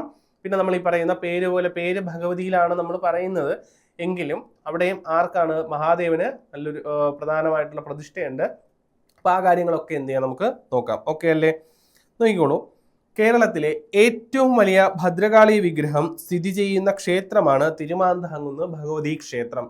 എന്തുകൊണ്ട് ഈ പോയിന്റ് ഞാൻ ആദ്യം കൊടുത്തു എന്ന് ചോദിച്ചു കഴിഞ്ഞാൽ, ഇക്കഴിഞ്ഞ ഗുരുവായൂർ ദേവസ്വം ബോർഡിന്റെ ഒരു ചോദ്യമാണ്, നിങ്ങൾ എല്ലാവരും കണ്ടിട്ടുണ്ടായിരിക്കുമല്ലോ. കേരളത്തിലെ ശ്രീകൃഷ്ണ ക്ഷേത്രങ്ങളിൽ വെച്ച് ഏറ്റവും വലിയ ശ്രീകൃഷ്ണ പ്രതിഷ്ഠയുള്ള ക്ഷേത്രം ഏതെന്നൊരു ചോദ്യകർത്താവ് ചോദിച്ചിട്ടുണ്ടായിരുന്നു. ഗുരുവായൂർ ക്ഷേത്രം ഉണ്ടായിരുന്നു, അമ്പലപ്പുഴ ക്ഷേത്രം ഉണ്ടായിരുന്നു, മലയങ്കേഴ് ശ്രീകൃഷ്ണസ്വാമി ക്ഷേത്രം ഉണ്ടായിരുന്നു, പിന്നെയോ ആറന്മുള പാർത്ഥസാരഥി ക്ഷേത്രം ഉണ്ടായിരുന്നു. നമുക്ക് എല്ലാവർക്കും അറിയാം എന്താണ്, നമ്മൾ ഗുരുവായൂർ ക്ഷേത്രമാണെങ്കിലും അമ്പലപ്പുഴ ആണെങ്കിലും എല്ലാവരും കണ്ടിട്ടുള്ളതാണ്. മലയങ്കീഴ ആണെങ്കിലും ഒരു പഞ്ചലോഹ പ്രതിമയിലാണ് നമ്മൾ അല്ലെ, ആ രൂപത്തിലാണ് നമ്മളെല്ലാം കണ്ടിട്ടുണ്ട് അല്ലെ. അപ്പൊ ഇതിനൊക്കെ അപേക്ഷിച്ചിട്ട് സാമാന്യം വലുപ്പത്തിൽ ആ പ്രതിഷ്ഠ നടത്തിയിട്ടുള്ളത് എവിടെ തന്നെയാണ്, ആറന്മുള പാർത്ഥസാരഥി ക്ഷേത്രത്തിലാണ് അല്ലെ. അപ്പോ അതുപോലെ ചോദ്യങ്ങൾ വരുന്നത് കൊണ്ട് അല്ലെ, ഇപ്പോൾ ഏറ്റവും വലിയ ക്ഷേത്രം ഏതാണെന്ന് ചോദിക്കാം, അല്ലെങ്കിൽ ഏറ്റവും വലിയ കൂത്തമ്പലം സ്ഥിതി ചെയ്യുന്ന ക്ഷേത്രം ഏതാണെന്ന് ചോദിക്കാം. അപ്പോൾ ഇപ്പോൾ എന്ത് ചെയ്യുന്നുണ്ട്, ഏറ്റവും വലിയ പ്രതിഷ്ഠ, ശ്രീകൃഷ്ണ പ്രതിഷ്ഠകളിൽ ഏറ്റവും വലുത് കേരളത്തിൽ ഏതാണെന്ന് ചോദിച്ചു. സ്വാഭാവികമായിട്ടും ഇനി ദേവീ ക്ഷേത്രങ്ങളിൽ വെച്ച് ഏറ്റവും വലിയ ഭദ്രകാളിയുടെ പ്രതിഷ്ഠയുള്ള ക്ഷേത്രം ഏതാണെന്ന് ചോദിച്ചു കഴിഞ്ഞാൽ നമ്മൾ അറിഞ്ഞിരിക്കണമല്ലോ. അപ്പൊ അതുകൊണ്ടാണ് ആ ഒരു ചോദ്യത്തിനായിട്ട് അല്ലെ അവിടെ ആദ്യം കൊടുത്തിട്ടുള്ളത്. കേരളത്തിലെ ഏറ്റവും വലിയ ഭദ്രകാളി വിഗ്രഹം സ്ഥിതി ചെയ്യുന്ന ക്ഷേത്രമാണ് ഏത്? തിരുമാന്ധാംകുന്ന് ഭഗവതി ക്ഷേത്രം. ഓക്കെ അല്ലേ? നമ്മള് ഭഗവതി എന്ന് പറയുന്നു, ഭദ്രകാളിയാണ് കേട്ടോ. ഇനി നോക്കൂ, ഭദ്രകാളിയുടെ ദാരുവിഗ്രഹ പ്രതിഷ്ഠയുള്ള ക്ഷേത്രമാണ് ഏത്? തിരുമാന്ധാംകുന്ന് ഭഗവതി ക്ഷേത്രം. ഭദ്രകാളിയുടെ ദാരുബിംബം അല്ലെ, നമ്മൾ പറഞ്ഞായിരുന്നു 8 തരത്തിലുള്ള വിഗ്രഹ നിർമ്മാണങ്ങൾ നമ്മൾ പറഞ്ഞു അല്ലെ. ശൈലി, ദാരുമയി, ലൗഹി, ലേഖ്യ, ലേപ്യാജ, സൈകത, മനോമയി, മണിമയി എന്ന് പറഞ്ഞതില് രണ്ടാമത് നമ്മൾ പഠിച്ചിട്ടുള്ള ദാരുമയി അല്ലെ. എന്താണ് ദാരു? തടിയിൽ അല്ലെങ്കിൽ തടിയിൽ നിർമ്മിക്കുന്ന ബിംബങ്ങൾ, അല്ലെങ്കിൽ ദാരുവിൽ നിർമ്മിക്കുന്ന ബിംബങ്ങൾ അല്ലെ, അതിനെയാണ് എന്ത് പറയുക? ദാരുബിംബം എന്ന് പറയുന്നത്. അപ്പോൾ അത് ശിലയിൽ നിർമ്മിച്ചിട്ടുള്ളതല്ല. അപ്പോൾ പ്രത്യേകമായിട്ടും വർഷങ്ങളിൽ എന്ത് ചെയ്യാറുണ്ട്? ചാന്താട്ടം ആ ഒരു വിഗ്രഹത്തിന് കേടുപാടുകൾ കൂടാതിരിക്കാനും വളരെ നന്നായിട്ട് എന്ത് ചെയ്യുക, വിഗ്രഹത്തെ സംരക്ഷിക്കുവാനായിട്ട് എന്ത് ചെയ്യാറുണ്ട്? ചാന്താട്ടം നടത്താറുണ്ട്. അതും പ്രീവിയസ് ആയിട്ട് എന്ത് ചെയ്തിട്ടുണ്ട്? ചോദിച്ചിട്ടുണ്ട് കേട്ടോ. അപ്പോൾ ചാന്താട്ടം നടക്കുന്ന ക്ഷേത്രങ്ങളിൽ ഒന്നാണ് ഇത് തിരുമാന്ധാംകുന്ന് ഭഗവതി ക്ഷേത്രം. നോക്കൂ, വള്ളുവനാട്ട് കോനാതിരിയുടെ പരദേവതാ ക്ഷേത്രം. ഓക്കെ അല്ലേ? അപ്പോൾ ഈ നമ്മുടെ അവിടുത്തെ രാജപരമ്പരയിലുള്ള അല്ലെ വള്ളുവനാട് കോനാതിരിയുടെ എന്ത് ചെയ്യുന്നുണ്ട്? പരദേവതാ സങ്കല്പത്തിലുള്ള ക്ഷേത്രമാണ് തിരുമാന്ധാംകുന്ന് ഭഗവതി ക്ഷേത്രം. നോക്കൂ, കേരളത്തിൽ ഉഗ്രശക്തിയുള്ള കാളി സങ്കല്പത്തിൽ കുടികൊള്ളുന്ന 3 ക്ഷേത്രങ്ങളാണുള്ളത് കേട്ടോ. അതിലൊന്ന് ഏതാണ്? മലബാറിലുള്ള ഈ തിരുമാന്ധാംകുന്ന് ഭഗവതി ക്ഷേത്രം, കൊച്ചി രാജവംശത്തിലുള്ള കൊടുങ്ങല്ലൂർ അല്ലെ. കൊടുങ്ങല്ലൂർ നിങ്ങൾ പോയിട്ടുണ്ടെങ്കിൽ അറിയാൻ പറ്റും. ആ ഒരു ദേവിയുടെ ഒരു ബിംബം എന്ന് പറയുന്ന സാമാന്യം വലുപ്പത്തിലുള്ള, നമുക്ക് കാണുമ്പോൾ തന്നെ അറിയാൻ പറ്റും, വിവിധ ആയുധങ്ങളോടുകൂടി അനേകം കൈകളോടുകൂടി എന്ത് ചെയ്യുന്നു, വളരെ ഒരു ഉഗ്രരൂപത്തിൽ നമുക്ക് കാണാൻ കഴിയുന്ന ഒരു വിഗ്രഹമാണ് കൊടുങ്ങല്ലൂരിലേത്. ഓക്കെ അല്ലേ? പിന്നെയോ തിരുവിതാംകൂറിലാണെങ്കിൽ പനയനാർക്കാവിലാണ് കേട്ടോ. അപ്പോൾ ഇത്രയാണ് എന്ത് ചെയ്യുക, ഉഗ്രശക്തി ഭാവത്തിൽ ദേവിയെ കാണാൻ പറ്റുന്നത്. പിന്നെയോ ഇവിടെ പാറമേക്കാവിൽ അമ്മയും അത്യാവശ്യം സാമാന്യ വലുപ്പത്തിലുള്ള ഒരു വിഗ്രഹം തന്നെയാണ് പാറമേക്കാവിലും കുടികൊള്ളുന്നത്. ഓക്കെ അല്ലേ? ഏറ്റവും ഉഗ്രസ്വരൂപമുള്ള ഭദ്രകാളി സങ്കല്പത്തിലാണ് ഈ 3 ക്ഷേത്രങ്ങളിലെയും പ്രതിഷ്ഠ ചെയ്തിട്ടുള്ളത്. തിരുമാന്ധാംകുന്ന് ഭഗവതി ക്ഷേത്രത്തിൽ ഭദ്രകാളിയാണ് കുടികൊള്ളുന്നത് എങ്കിലും ഇവിടത്തെ മൂലപ്രതിഷ്ഠ ശിവ ഭഗവാന്റേതാണ്. ഓക്കെ അല്ലേ? അപ്പോൾ തിരുമാന്ധാംകുന്ന് ഭഗവതി ക്ഷേത്രത്തിലെ പ്രതിഷ്ഠ അല്ലെ, നമ്മൾ ഈ പറഞ്ഞതുപോലെ എന്താണ്, ഭദ്രകാളി ആണ് എങ്കിലും അവിടുത്തെ പ്രധാനമായിട്ടും ആരുടെ പ്രതിഷ്ഠ? മൂലപ്രതിഷ്ഠ എന്ന് പറയുന്നത് മഹാദേവന്റേതാണ്. എന്തുകൊണ്ടാണെന്ന് ചോദിച്ചു കഴിഞ്ഞാലേ, നമ്മുടെ സൂര്യവംശ രാജാവായിട്ടുള്ള ഇക്ഷ്വാകു വംശത്തിൽപ്പെട്ട യുവനാശ്വൻ എന്ന് പറയുന്ന ഒരു രാജാവുണ്ട്. ഓക്കെ ആണോ? യുവനാശ്വൻ. അപ്പോ ഇദ്ദേഹം വളരെ കാലം എന്ത് ചെയ്യുന്നുണ്ട്? പുത്രന്മാരില്ല. വിവാഹം കഴിഞ്ഞിട്ട് ഒരുപാട് നാള് ഇദ്ദേഹം എന്ത് ചെയ്യുന്നുണ്ട്? പുത്രന്മാരില്ലാതെ എന്ത് ചെയ്യുകയാണ്? വിഷമിച്ച് കഴിയുന്ന ഒരു സാഹചര്യം ഉണ്ടാവുകയാണ് കേട്ടോ. അങ്ങനെ മുൻപോട്ട് പോകുന്ന ഒരു സമയത്ത് എന്ത് ചെയ്യുന്നുണ്ട്? അദ്ദേഹം ഒരിക്കൽ എന്ത് ചെയ്യുന്നു? ഭൃഗു മഹർഷിയുടെ ആശ്രമം സന്ദർശിക്കുന്നുണ്ട്. ഓക്കെ അല്ലേ? അപ്പോ ഈ ഭൃഗു മഹർഷി ഒരു കാര്യം ചെയ്യുന്നു, തൻ്റെ മകന് ഒരു ഉത്തമ പുത്രന ഉണ്ടാകാനായിട്ട് അദ്ദേഹം ജപിച്ച ഒരു ജലം എന്ത് ചെയ്യുന്നുണ്ട്? അവിടെ ഒരു കുടത്തിലായിട്ട് അദ്ദേഹം എന്ത് ചെയ്യുന്നുണ്ട്? ജപിച്ചു വച്ചിരുന്നു. ഓക്കെ. അപ്പോ ഈ രാജാവ് അവിടെ എത്തുന്ന സമയത്ത്, നമ്മുടെ യുവനാശ്വ രാജാവ് ഭൃഗു മഹർഷിയുടെ ആ കുടിലിലേക്ക് അല്ലെങ്കിൽ ആശ്രമത്തിലേക്ക് എത്തുന്ന സമയത്ത് എന്ത് ചെയ്യുന്നു? അദ്ദേഹത്തിന് എന്തെങ്കിലും ചെയ്യാൻ കഴിയുന്നതിന് മുമ്പ് തന്നെ ഈ രാജാവ് എന്ത് ചെയ്യുന്നു? ഈ വെള്ളം മുഴുവൻ എടുത്ത് എന്ത് ചെയ്യുകയാണ്? കുടിക്കുകയാണ്. ഓക്കെ. അപ്പോൾ സ്വാഭാവികമായിട്ടും എന്ത് ചെയ്യുന്നുണ്ട്? അദ്ദേഹത്തിന്റെ മകനെ നല്ലൊരു പുത്രൻ ഉണ്ടാകാനായിട്ട് ജപിച്ചു വെച്ചതാണല്ലോ. അപ്പൊ അദ്ദേഹത്തിന്റെ മകന്റെ ഭാര്യയ്ക്ക് നൽകാനായിട്ടായിരുന്നു എന്ത് ചെയ്യുക? ആ ഒരു ജലം ജപിച്ചു വെച്ചിരുന്നത്. സ്വാഭാവികമായിട്ടും യുവനാശ്വ രാജാവ് എന്ത് ചെയ്യുന്നു? ഈ ജലം കുടിച്ചതിന്റെ തൽഫലമായിട്ട് അദ്ദേഹം എന്ത് ചെയ്യുന്നു? പൂർണ്ണ ഗർഭിണിയാവുകയും അദ്ദേഹം എന്ത് ചെയ്യുന്നു? വയറുകീറിയ ഒരു കുഞ്ഞിനെ അവിടെ എന്ത് ചെയ്യുന്നു? പ്രസവിക്കുകയും ചെയ്യുന്നുണ്ട് കേട്ടോ. അപ്പോ അത്തരത്തിൽ എന്ത് ചെയ്യുകയാണ്? ഇദ്ദേഹം ഇങ്ങനെ പ്രസവിച്ച് കഴിയുമ്പോൾ അറിയാലോ, ഇതൊക്കെ നമ്മുടെ ആ ഒരു പുരാണ കഥകളിലുള്ളതാണ് കേട്ടോ. അപ്പോ അദ്ദേഹം എന്ത് ചെയ്യുന്നു? കുഞ്ഞിനെ അടുത്തതായിട്ട് എന്ത് ചെയ്യണം? ഒരു കുഞ്ഞ് ജനിച്ചു കഴിഞ്ഞാൽ അതിന് പാലൂട്ടണമല്ലോ. അപ്പോൾ അദ്ദേഹം ഒരു പുരുഷനായതുകൊണ്ട് തന്നെ അത് കഴിയാതെ അദ്ദേഹം എന്ത് ചെയ്യുന്നു? ഇതിനായിട്ട് ഇങ്ങനെ അന്വേഷിക്കുകയാണ് എന്ത് ചെയ്യണമെന്ന്. അപ്പോ സാക്ഷാൽ നമ്മുടെ ഇന്ദ്രദേവൻ ഉണ്ടല്ലോ, അപ്പൊ ഇന്ദ്രൻ എന്ത് ചെയ്യുന്നുണ്ട്? അവിടെ പ്രത്യക്ഷപ്പെട്ടിട്ട് മാധാസ്യാദി, തന്നെ കുടിക്കൂ എന്ന് എന്ത് ചെയ്യുന്നുണ്ട്? അദ്ദേഹം പറയുന്നുണ്ട്, മാധാസ്യാദി എന്ന് പറയുന്നുണ്ട്. ഓക്കെ ആണോ? അപ്പോ അങ്ങനെ പറയുന്ന സമയത്ത് എന്ത് ചെയ്യുന്നുണ്ട്? അതിന്റെ ഫലമായിട്ടാണ് അദ്ദേഹത്തിന് എന്ത് പേര് കിട്ടുന്നത്? ഈ യുവനാശ മഹാരാജാവ് പ്രസവിച്ച കുട്ടിക്ക് മാന്ധാതാവ് എന്ന പേര് കിട്ടിയത്. ഓക്കെ ആണോ? മാന്ധാതാവ് എന്ന പേര് കിട്ടിയത്. ഓക്കെ. അപ്പോ ഈ പറയുന്ന മാന്ധാതാവ് വളരെ വലിയ ഒരു ശിവഭക്തനായിരുന്നു. ഓക്കെ അല്ലേ? അപ്പൊ ഈ കാര്യങ്ങളൊക്കെ കഴിഞ്ഞു, അദ്ദേഹം വളരുന്നു, എന്ത് ചെയ്യുന്നുണ്ട്, വളരെ നല്ലൊരു ശിവഭക്തനായിരുന്നു, ഭഗവാനെ പൂജിച്ച് കഴിയുന്ന ഒരു വ്യക്തിയായിരുന്നു. അങ്ങനെ ഇരിക്കെ അദ്ദേഹം എന്ത് ചെയ്യുന്നുണ്ട്, ഭഗവാനെ ദീർഘനാളായിട്ട് പൂജിച്ച് ധ്യാനിച്ചിരിക്കുന്ന സമയത്ത് മഹാദേവൻ ഒരിക്കൽ പ്രത്യക്ഷപ്പെടുകയും മഹാദേവനോട്, അറിയാലോ എല്ലാവരും പ്രത്യക്ഷപ്പെടുമ്പോൾ വരങ്ങൾ ചോദിക്കുന്നത് പോലെ മാന്ധാതാവ് എന്ത് ചെയ്തു, ലോകത്തിലെ ഏറ്റവും ഭംഗിയുള്ള ശിവലിംഗം എന്ത് ചെയ്യണം, എനിക്ക് വേണമെന്ന് എന്ത് ചെയ്യുന്നുണ്ട്, മാന്ധാതാവ് സാക്ഷാൽ മഹാദേവനോട് ആവശ്യപ്പെടുന്നുണ്ട്. ഓക്കെ അല്ലേ? അപ്പോ ലോകത്തിലെ ഏറ്റവും ശ്രേഷ്ഠവും സുന്ദരമായിട്ടുള്ള ഒരു ശിവലിംഗം തൻ്റെ ഭാര്യയായിട്ടുള്ള പാർവതി ദേവി പൂജിക്കുന്നതാണ്. അപ്പോൾ ആ ഒരു ശിവലിംഗം എന്ത് ചെയ്യുന്നു, പാർവതി ദേവി അറിയാതെ ആർക്ക് നൽകുന്നു, മഹാദേവൻ തൻ്റെ ഭക്തനായിട്ടുള്ള മാന്ധാതാവിന് എന്ത് ചെയ്യുകയാണ്, നൽകുകയാണ്. ഓക്കെ അല്ലേ? അപ്പോ മാന്ധാതാവ് എന്ത് ചെയ്യുകയാണ്, ആ ഒരു മഹാദേവന്റെ അതീവ സന്തുഷ്ടനായിട്ട് ഭക്തിപൂർവം ആ ശിവലിംഗം എന്ത് ചെയ്യുന്നു, നമ്മുടെ ഈ കാണുന്ന തിരുമാന്ധാംകുന്നിൽ എന്ത് ചെയ്യുകയാണ്, പ്രതിഷ്ഠിക്കുകയാണ്. ഓക്കെ അല്ലേ? അങ്ങനെ അപ്പോ അദ്ദേഹം എന്ത് ചെയ്യുകയാണ്, അതിനു മുമ്പ് ഇതുണ്ട്, നമ്മുടെ മഹാദേവൻ ഇങ്ങനെ പറയും, നീ എന്ത് ചെയ്യുക, ഈ മഹാശിവലിംഗം അനുയോജ്യമായ സ്ഥലം കണ്ടെത്തിയിട്ട് എന്ത് ചെയ്യണം, പ്രതിഷ്ഠിക്കണമെന്ന് പറയുന്നത്. അങ്ങനെ ചെയ്തു കഴിഞ്ഞാൽ നിനക്ക് എന്ത് ചെയ്യും, മോക്ഷം കിട്ടുമെന്ന് ആര് പറയുന്നുണ്ട്, മഹാദേവൻ പറയുന്നു. അതിനനുസരിച്ച് എന്ത് ചെയ്യുന്നു, മാന്ധാതാവ് ഈ ലോകത്തിൽ ഇങ്ങനെ അന്വേഷിച്ച് നടക്കുന്ന സമയത്ത് നമ്മുടെ തിരുമാന്ധാംകുന്നിൽ എത്തിയെന്നും അതൊരു ഉത്തമ സ്ഥലമായിട്ട് അദ്ദേഹം എന്ത് ചെയ്യുന്നു, അങ്ങനെ കണ്ടു മനസ്സിലാക്കിയിട്ട് എന്ത് ചെയ്യുകയാണ്, അവിടെ അദ്ദേഹം എന്ത് ചെയ്യുക, ആ ഒരു നമ്മുടെ ശിവലിംഗം പ്രതിഷ്ഠിച്ചു എന്നാണ് എന്ത് ചെയ്യുന്നത്, വിശ്വസിക്കപ്പെടുന്നത്. ഓക്കെ അല്ലേ? കാരണം ഒന്ന് പ്രകൃതിപരമായിട്ട് ഒരു പ്രത്യേക ഒരു പ്രകൃതിപരമായിട്ട് ഒരുപാടധികം പ്രത്യേകതകളുള്ള സ്ഥലങ്ങൾ കൂടി ആയതുകൊണ്ടാണ് അദ്ദേഹത്തിന് എന്ത് ചെയ്തത്, തിരുമാന്ധാംകുന്ന് അത്രയും അനുയോജ്യമായിട്ടുള്ള സ്ഥലമാണെന്ന് അദ്ദേഹം എന്ത് ചെയ്തത്, അദ്ദേഹം മനസ്സിലാക്കുന്നത്. ഓക്കെ അല്ലേ? അങ്ങനെ അദ്ദേഹം അവിടെ ധ്യാനിച്ചിരിക്കുകയാണ്. അപ്പോൾ അദ്ദേഹം പ്രതിഷ്ഠയൊക്കെ ചെയ്തു. അവിടെ ധ്യാനിച്ചിരിക്കുന്ന സമയത്ത് പാർവതി ദേവി എന്ത് ചെയ്യുന്നു, തിരിച്ച് പാർവതി ദേവി വന്ന് നോക്കുമ്പോൾ താൻ പൂജിച്ചിരുന്ന ശിവലിംഗം എന്ത് ചെയ്യുന്നില്ല, കാണുന്നില്ല. ഓക്കെ അല്ലേ? അപ്പോ അവർക്ക് പാർവതി ദേവിക്ക് മനസ്സിലാകുന്നു തന്റെ ശിവലിംഗം എവിടെയുണ്ട്, മാന്ധാതാവ് തിരുമാന്ധാംകുന്ന് എന്ന് പറയുന്ന പ്രദേശത്ത് എന്ത് ചെയ്യുന്നു, പ്രതിഷ്ഠിച്ചിരിക്കുന്നതായിട്ട് ആർക്ക് മനസ്സിലാകുന്നു, നമ്മുടെ പാർവതി ദേവിക്ക് മനസ്സിലാകുന്നു. അപ്പോൾ തന്നെ പാർവതി ദേവി ഭദ്രകാളിയെയും തന്റെ ഭൂതഗണങ്ങളെയും വിളിച്ചിട്ട് പറയുകയാണ്, എന്ത് ചെയ്യുക, എത്രയും വേഗം ഞാൻ പൂജിക്കുന്ന എൻ്റെ പരമപവിത്രമായിട്ടുള്ള എന്ത് ചെയ്യുക, ആ ശിവലിംഗം തിരിച്ച് എൻ്റെ അടുത്തേക്ക് എത്തിച്ചു തരുവാനായിട്ട് ആരോട് ആവശ്യപ്പെടുന്നു, ഭദ്രകാളിയോടും ഭൂതഗണങ്ങളോടും ആവശ്യപ്പെടുന്നു.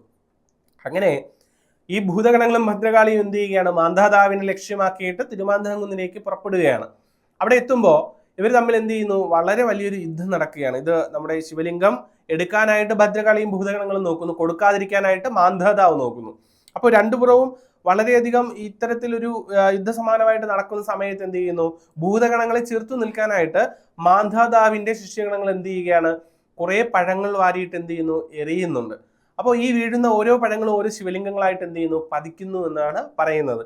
നിങ്ങൾ കണ്ടിട്ടുണ്ടായിരിക്കും അവിടെ ആ ഒരു മച്ചിങ്ങ എയർ എന്ന് പറഞ്ഞിട്ട് ഇന്നും അതിനെ അനുസ്മരിപ്പിക്കുന്ന വിധം ഒരു ചടങ്ങ് എവിടെ നടക്കുന്നുണ്ട്, തിരുമാന്ധാംകുന്നില് നടക്കുന്നുണ്ട്. മച്ചിങ്ങ എയർ എന്ന് പറഞ്ഞിട്ട് എന്ത് ചെയ്യുന്നുണ്ട്, പരസ്പരം വാരി ഈ ഒരു മച്ചിങ്ങ എറിയുന്ന ഒരു പരിപാടി, അത് ഇതിനെ അനുസ്മരിപ്പിക്കുന്ന ഒരു ചടങ്ങാണ് കേട്ടോ. പുരാണ കഥകളുമായിട്ട് അനുസ്മരിപ്പിക്കുന്ന ഒരു ചടങ്ങ് വെച്ചിട്ടാണ് എന്ത് ചെയ്യുന്നത്, അങ്ങനെ ചെയ്യുന്നത്.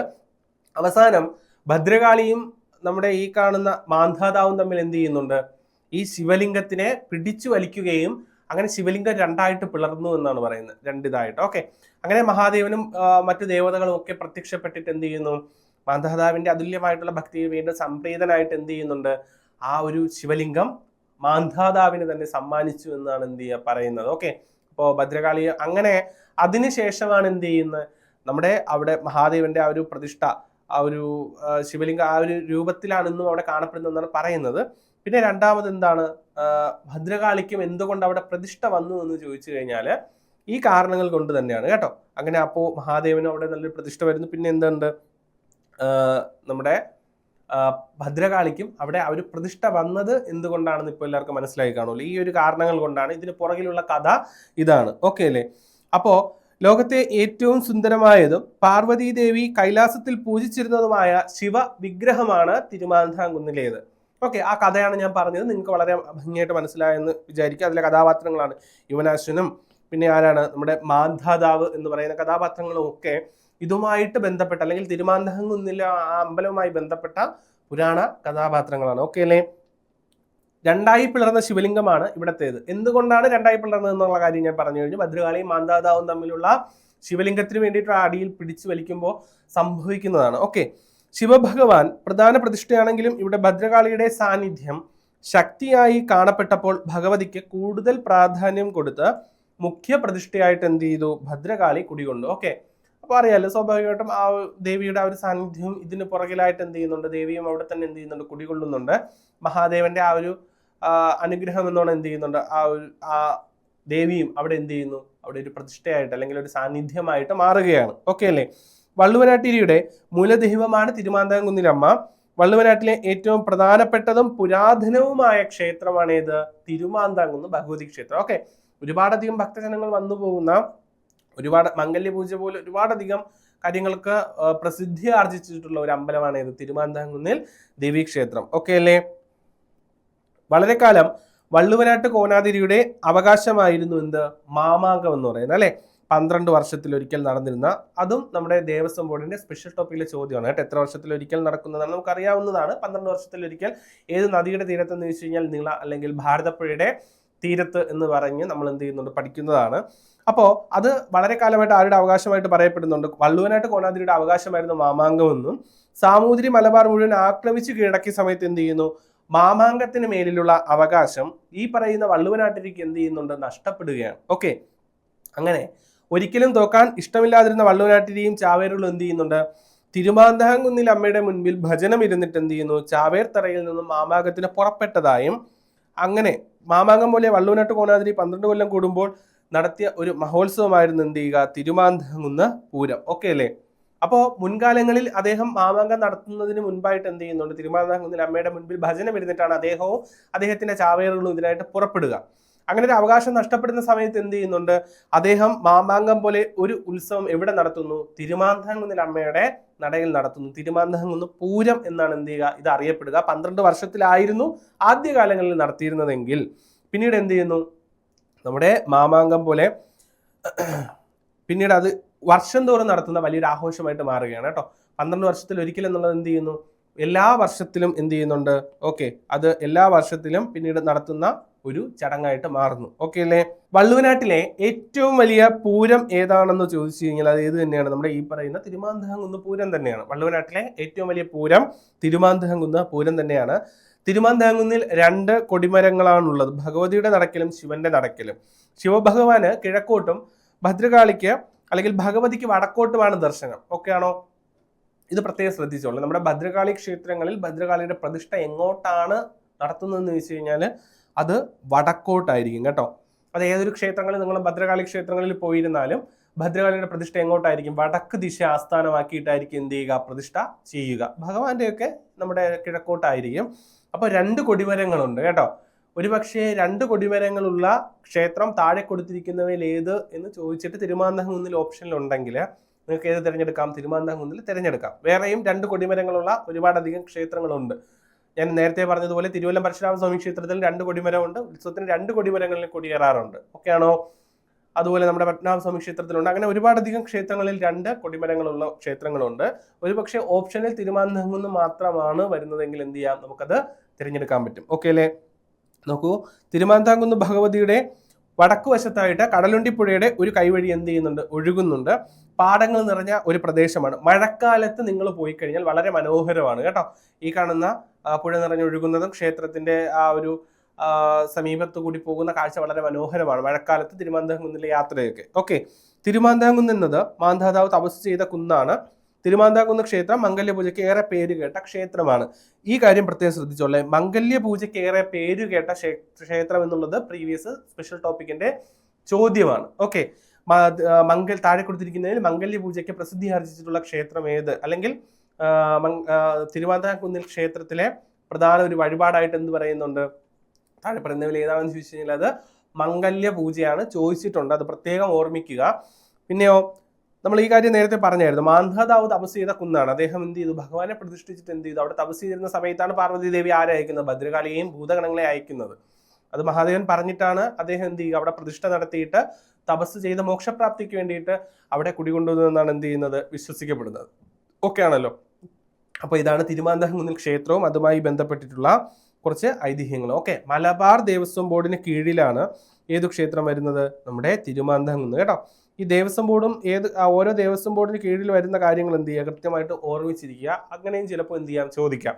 അപ്പോൾ മലബാർ ദേവസ്വം ബോർഡിന് കീഴിൽ മലപ്പുറം ജില്ലയിൽ സ്ഥിതി ചെയ്യുന്ന ഒരു ക്ഷേത്രമാണ് ഇത്, നമ്മുടെ തിരുമാന്ധാംകുന്ന് ദേവീ ക്ഷേത്രം. ഓക്കെ, അങ്ങാടിപ്പുറം റെയിൽവേ സ്റ്റേഷനിലൊക്കെ ഇറങ്ങി കഴിഞ്ഞാൽ നിങ്ങൾക്ക് എന്ത് ചെയ്യാം, ഈ ഒരു ക്ഷേത്രത്തിലേക്ക് എളുപ്പമാർഗ്ഗത്തിൽ എന്ത് ചെയ്യാൻ പറ്റും, പോകാൻ സാധിക്കും. ഒരിക്കലെങ്കിലും എന്ത് ചെയ്യുക, എന്ന് കണ്ടിരിക്കുക. ഓക്കെ അല്ലേ? നോക്കൂ, ഞാൻ നേരത്തെ പറഞ്ഞതുപോലെ ചാന്താട്ടം പ്രീവിയസ് ചോദ്യം ആയതുകൊണ്ടും, അപ്പോൾ എന്താണ് ചാന്താട്ടം എന്ന് എന്ത് ചെയ്യുക, നിങ്ങൾ അറിഞ്ഞിരിക്കാനുമായിട്ട് എന്ത് ചെയ്യുന്ന അനുബന്ധമായിട്ട് അവിടെ ചാന്താട്ടം കൂടെ ഒന്ന് പറഞ്ഞു പോവുകയാണ്. നോക്കൂ, ഭദ്രകാളി ക്ഷേത്രങ്ങളിൽ ദേവീ പ്രീതിക്കായി നടത്തുന്ന ഒരു ചടങ്ങാണ് ചാന്താട്ടം. ഓക്കെ ആണോ? ഭദ്രകാളി ക്ഷേത്രങ്ങളിൽ ദേവീ പ്രീതിക്കായിട്ട് നടത്തുന്ന ഒരു ചടങ്ങാണ് ചാന്താട്ടം. പ്രധാനമായിട്ടും ചാന്താട്ടം നടക്കുന്നതും നമ്മുടെ മുൻകാല പ്രീവിയസ് ചോദ്യങ്ങൾ വന്നിട്ടുള്ളതുമായിട്ടുള്ള അമ്പലങ്ങൾ നോക്കാം. ഓക്കെ അല്ലേ? നോക്കൂ, ചെട്ടിക്കുളങ്ങര ശ്രീ ഭഗവതി ക്ഷേത്രം അല്ലെ, തിരുവിതാംകൂർ ദേവസ്വം ബോർഡിന് കീഴിൽ സ്ഥിതി ചെയ്യുന്ന കുത്തിയോട്ട വഴിപാടൊക്കെ നടത്തുന്ന ഒരു പ്രധാന ക്ഷേത്രമാണ് ചെട്ടിക്കുളങ്ങര. അപ്പോൾ ചെട്ടിക്കുളങ്ങര ക്ഷേത്രത്തിലും എന്ത് നടക്കാറുണ്ട്, ചാന്താട്ടം നടക്കാറുണ്ട്. കൊടുങ്ങല്ലൂർ ശ്രീ കുരുമ്പക്കാവ് അവിടെയും എന്ത് നടക്കാറുണ്ട്, ചാന്താട്ടം നടക്കാറുണ്ട്. ഭരണി അശ്വതി കാവുതീണ്ടൽ പ്രീവിയസ് ആണ്, റീസെന്റ് ആയിട്ട് നടന്ന ഗുരുവായൂർ ദേവസ്വത്തിലുണ്ടായിരുന്നു കേട്ടോ. അശ്വതി കാവുതീണ്ടൽ എന്ന് പറയുന്ന ചടങ്ങ് നടക്കുന്ന ക്ഷേത്രമാണ് ഏത്, നമ്മുടെ കൊടുങ്ങല്ലൂർ ശ്രീ കുരുമ്പക്കാവ് ക്ഷേത്രം. പാറമേക്കാവ് ഭഗവതി ക്ഷേത്രം, അതും ഒരു പ്രീവിയസ് ആയിട്ടുള്ള ഒരു ഇതുണ്ട് കേട്ടോ. കേരളത്തിന്റെ എന്താണ്, നമ്മുടെ ഇലഞ്ഞിത്തറ മേളം അല്ലെ, ഇലഞ്ഞിത്തറ മേളം ഏതു ക്ഷേത്രത്തിന്റെ വകയാണ് എന്നുള്ളത് എന്ത് ചെയ്തിട്ടുണ്ട്, ചോദിച്ചിട്ടുണ്ട്. തൃശ്ശൂർ പൂരവുമായി ബന്ധപ്പെട്ടുള്ള ഒരു ചടങ്ങാണ് ഇലഞ്ഞിത്തറ മേളം എന്ന് പറയുന്നത് അല്ലെ. പാറമേക്കാവ് ഭഗവതി ക്ഷേത്രത്തിന്റെ വകയാണ് ഇലഞ്ഞിത്തറ മേളം. ഈ തിരുമാന്ധാംകുന്നിൽ അമ്മയുടെ പരമഭക്തനായിട്ടുള്ള ഒരു കാരണവരുണ്ടായിരുന്നു നമ്മുടെ തൃശ്ശൂർ ജില്ലയിൽ. അപ്പൊ അദ്ദേഹം എന്ത് ചെയ്യുന്നുണ്ട്, എല്ലാ മാസവും മുടങ്ങാതെ അമ്മയെ തൊഴാനായിട്ട് പോവുകയും പ്രായാധിക്യം മൂലം എന്ത് ചെയ്യുന്നു, പിന്നെ വരാൻ സാധിക്കില്ല എന്നും എന്നോടൊപ്പം എൻ്റെ ദേശത്തൊന്ന് കുടികൊള്ളാൻ പറ്റുമോ എന്ന് എന്ത് ചെയ്യുന്നുണ്ട്, അദ്ദേഹം അമ്മയോട് പ്രാർത്ഥിക്കുകയും അദ്ദേഹം അറിയാതെ അദ്ദേഹത്തിന്റെ ഓലക്കുടയിൽ തിരുമാന്ധാംകുന്നിൽ അമ്മ എന്ത് ചെയ്യുന്നു, ആ ഓലക്കുടയിൽ കടന്നു വരികയും അദ്ദേഹം നമ്മുടെ വടക്കുംനാഥ ക്ഷേത്ര സന്നിധിയിൽ എത്തുമ്പോൾ ഇന്ന് ഇലഞ്ഞിത്തറ മേളം നടക്കുന്ന ഇലഞ്ഞിത്തറയിലായിട്ട് അദ്ദേഹം വിശ്രമിച്ചു എന്നാണ് പറയുന്നത്. അങ്ങനെ വിശ്രമിക്കുന്ന വേളയിൽ പിറ്റേന്ന് അദ്ദേഹം എണീക്കുന്ന സമയത്ത് തന്റെ ഓലക്കുട എത്ര പ്രാവശ്യം എടുക്കാനായിട്ട് നോക്കുമ്പോഴും അതെന്ത് ചെയ്യാൻ സാധിക്കുന്നില്ല, ഉറച്ചു നിൽക്കുന്നതല്ലാതെ അദ്ദേഹത്തിന് എടുക്കാൻ സാധിക്കാതെ വരുന്നു എന്ന് എന്ത് ചെയ്യുന്നുണ്ട്, പറയുന്നുണ്ട്. അപ്പോൾ അത്തരത്തിൽ അങ്ങനെ ചെയ്യുന്ന ഒരു സമയത്ത് പ്രശ്നം വെച്ച് നോക്കുമ്പോൾ സാക്ഷാൽ എന്ത് ചെയ്യുന്നുണ്ട്, തിരുമാന്ധാംകുന്നിൽ അമ്മ അവിടെ എന്ത് ചെയ്യുന്നുണ്ട്, വന്നിട്ടുണ്ടെന്ന് പറയപ്പെടുന്നുണ്ട്. അങ്ങനെയാണ് എന്ത് ചെയ്യുക, അത് ദേവിയുടെ പാറമേക്കാവിൽ അമ്മയുടെ മൂലസ്ഥാനമായിട്ടാണ് കണക്കാക്കുന്നത്. പിന്നീട് ക്ഷേത്രത്തിന്റെ ഡെവലപ്മെന്റ് കാര്യങ്ങൾ വരുമ്പോൾ എന്ത് ചെയ്യുന്നുണ്ട്, തൊട്ടടുത്തായിട്ട് കിഴക്ക് വശത്തായിട്ട് കാണപ്പെടുന്ന ഒരു ഉയർന്ന പാറയുടെ മുകളിലായിട്ട് അമ്മയെ പ്രതിഷ്ഠിച്ചു വന്ന് അങ്ങനെയാണ് പാറമേക്കാവിൽ പ്രതിഷ്ഠ നടന്നതെന്ന് പറയപ്പെടുന്നുണ്ട്. അങ്ങനെ തങ്ങളുടെ മൂലസ്ഥാനത്തിനോടുള്ള ആദരസൂചകമായിട്ടാണ് പാറമേക്കാവിൽ അമ്പലം എന്ത് ചെയ്യുക, ഈ ഇലഞ്ഞിത്തറ മേളം നടത്തുന്നത് കേട്ടോ. ഇതൊക്കെ അതിന്റെ പിന്നിലെ കഥകളാണ്. ആ ചോദ്യം വരുന്ന വഴിയും അതിന് പിന്നിൽ ഒരുപാടുള്ള കാര്യങ്ങളും ഇതൊക്കെയാണ്. അപ്പോൾ അത് ഓർമ്മിക്കുക. ഓക്കെ, പാറമേക്കാവ് ഭഗവതി ക്ഷേത്രം നമ്മുടെ ഇവിടെ സ്ഥിതി ചെയ്യുന്നു, തൃശ്ശൂരാണ്. സ്വരാജ് റൗണ്ടിൽ വടക്കുനാഥ ക്ഷേത്രത്തിന് സമീപത്തായിട്ട് സ്ഥിതി ചെയ്യുന്ന ഒരു അമ്പലമാണ്. തൃശ്ശൂർ പൂരത്തിന്റെ മെയിൻ സംഘാടകരായിട്ടുള്ള തിരുവമ്പാടിയും പാറമേക്കാവുമാണ് രണ്ടമ്പലം. ഓക്കെ, നോക്കൂ, പിന്നെ നമ്മൾ ഈ പറഞ്ഞ തിരുമാന്ധാംകുന്ന് ക്ഷേത്രം, പിന്നെയോ ചെല്ലൂർ പാറക്കുന്ന് ക്ഷേത്രം, വേറെയും അനുബന്ധമായിട്ടുള്ള ഒരുപാട് ദാരുബിംബ പ്രതിഷ്ഠയുള്ള ക്ഷേത്രങ്ങളിൽ എന്ത് നടക്കാറുണ്ട്, ചാന്താട്ടം നടക്കാറുണ്ട്. പ്രത്യേകം ശ്രദ്ധിക്കുക, ചാന്താട്ടം നടത്തുന്നത് ദാരുബിംബങ്ങളിൽ മാത്രമാണ്. ദാരുബിംബങ്ങളുടെ ഈട് അല്ലെങ്കിൽ അതിൻ്റെ ഒരു ശക്തി വർദ്ധിപ്പിക്കാനായിട്ട് അല്ലെങ്കിൽ അതിന് കേടുപാടുകൾ ഇല്ലാതെ നിലനിർത്താനായിട്ട് നടത്തുന്ന ഒരു പ്രധാന വഴിപാടാണ് എന്ത്, ചാന്താട്ടം. ഓക്കെ അല്ലേ? ഇനി നോക്കൂ, ഈ ചാന്താട്ടത്തിന് ഉപയോഗിക്കുന്ന വസ്തുക്കൾ എന്താണെന്നുള്ള എന്ത് ചെയ്തിരിക്കണം, നമ്മൾ കൃത്യമായിട്ട് ഒന്ന് അറിഞ്ഞിരിക്കണം. ഓക്കെ അല്ലേ? അപ്പോൾ ഇതിലുപയോഗിക്കുന്നത് പച്ചത്തിക്കൻ കാതലുണ്ട്, പച്ചകർപ്പൂരം, രാമച്ചം, ചന്ദനത്തടി, രക്തചന്ദനം, കസ്തൂരി, കുങ്കുമം, എള്ളെണ്ണ. ഓക്കെ ആണോ?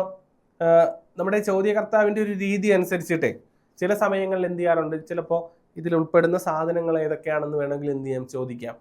അപ്പോൾ മുൻപൊരിക്കൽ എന്ത് ചെയ്തു, മൃത്യുഞ്ജയ ഹോമത്തിന് ഉപയോഗിക്കുന്ന ദ്രവ്യങ്ങൾ ഇങ്ങനെ എണ്ണമിട്ട് എന്ത് ചെയ്തിട്ടുണ്ടായിരുന്നു, ഓപ്ഷനായിട്ട് തന്നിട്ടുണ്ടായിരുന്നു. ഓക്കെ, അപ്പോൾ അത് പിന്നെ അതുപോലെ പഞ്ചലോഹത്തിൽ അടങ്ങിയിരിക്കുന്നതിൻ്റെ ആ അളവ്, പഞ്ചലോഹത്തിൻ്റെ അനുബന്ധം അല്ലെ അംശാനുപാതം എന്ത് ചെയ്തിട്ടുണ്ട്, അതിൽ ചോദിച്ചിട്ടുണ്ടായിരുന്നു. അപ്പോൾ അത്തരത്തിൽ ചോദിക്കുകയാണെങ്കിൽ എന്ത് ചെയ്തിരിക്കണം, ചാന്താട്ടത്തിൽ ഉപയോഗിക്കുന്ന സാധനങ്ങൾ എന്തൊക്കെയാണെന്നുള്ളത് നമ്മൾ അറിഞ്ഞിരിക്കുക. ഓക്കെ ആണോ? പച്ചത്തിക്കൻ കാതലും പച്ചക്കർപ്പൂരവും, രാമച്ചം, പിന്നെയോ ചന്ദനത്തടി, രക്തചന്ദനം, കസ്തൂരി, കുങ്കുമം, എള്ളെണ്ണ മുതലായവ എന്ത് ചെയ്യുന്നു, പ്രത്യേക രീതിയിൽ വാറ്റിയെടുത്തിട്ടാണ് എന്ത് ചെയ്യുക, ദ്രാവക രൂപത്തിലാക്കിയിട്ടാണ് എന്ത് ചെയ്യുക, ഇത് പൂജിച്ചിട്ട് 9 കുടങ്ങളിലാക്കിയിട്ട് ഉഷപൂജയുടെ സ്നാനഘട്ടത്തിലാണ് എന്ത് ചെയ്യുക, ബിംബത്തിലേക്ക് അഭിഷേകം ചെയ്യുക. ഓക്കെ ആണോ? ഈ ദാരുബിംബമായിട്ടുള്ള ഇപ്പോൾ പാറമേക്കാവിലൊക്കെ സ്വർണ്ണ ഗോളകങ്ങളൊക്കെ ചാർത്തിയിട്ടാണ് ദേവിയെ നമുക്ക് കാണാൻ സാധിക്കുക. ചാന്താട്ടം നടന്നു കഴിഞ്ഞാൽ കുറേ നാളിലേക്ക് എന്ത് ചെയ്യാറില്ല, പിന്നെ ആ വിഗ്രഹം ആ ഒരു ചാന്താട്ടം നടത്തിയ രൂപത്തിൽ തന്നെ എന്ത് ചെയ്യും, അവിടെ ആ രീതിയിൽ നമുക്ക് ദർശിക്കാൻ പറ്റത്തുള്ളൂ കേട്ടോ. അപ്പോൾ ഇത്രയേ ഉള്ളൂ. പച്ചത്തെക്കൻ കാതല്, പച്ചക്കർപ്പൂരം, രാമശം, ചന്ദനത്തടി, രക്തചന്ദനം, കർപ്പൂരം, കുങ്കുമം, എള്ളെണ്ണ മുതലായവ എന്ത് ചെയ്യുന്നുണ്ട്, ഈ അഷ്ടദ്രവ്യങ്ങൾ ഒരു പ്രത്യേക അനുപാതത്തിൽ ചൂടാക്കിയിട്ട് എന്ത് ചെയ്യുന്നുണ്ട്, ഇതിനെ വാറ്റിയെടുത്ത് ദ്രാവക രൂപത്തിലാക്കിയിട്ട് 9 കുടങ്ങളിലേക്ക് മാറ്റിയിട്ടാണ് എന്ത് ചെയ്യുക, മൂലബിംബമായിട്ടുള്ള ആ ദാരുബിംബത്തിൽ അഭിഷേകം ചെയ്യുന്നത് ഉഷപൂജയുടെ സ്നാനഘട്ടത്തിൽ. ഉഷപൂജയ്ക്ക് നിങ്ങൾ പോകുമ്പോൾ അഭിഷേകം നടത്തുന്നത് കണ്ടിട്ടുണ്ടല്ലോ. അപ്പൊ ആ സമയത്താണ് എന്ത് ചെയ്യുക, ഈ ദാരുബിംബത്തിലേക്ക് ഈ ചാന്താട്ടം അല്ലെങ്കിൽ ചാന്താടുക. ഓക്കെ ആണോ? നമ്മൾ അല്ലാതെ ഈ സാധനങ്ങൾ നമ്മൾ എടുക്കുകയാണെങ്കിൽ എന്ത് ചെയ്യും, നമുക്ക് പൊള്ളും. പക്ഷെ ഈ ഒരു പ്രത്യേക ഇതിൽ ചെയ്ത് അവരെന്ത് ചെയ്യുക, പ്രസാദമായിട്ട് തരുന്നത് നെറ്റിയിൽ തൊടുമ്പോൾ എന്ത് ചെയ്യാറില്ല, പൊള്ളാറില്ല. ഓക്കെ അല്ലേ? അപ്പോൾ ബാക്കി അടുത്തൊരു ക്ലാസ്സിൽ കാണുന്നവരെ എല്ലാവർക്കും നന്ദി.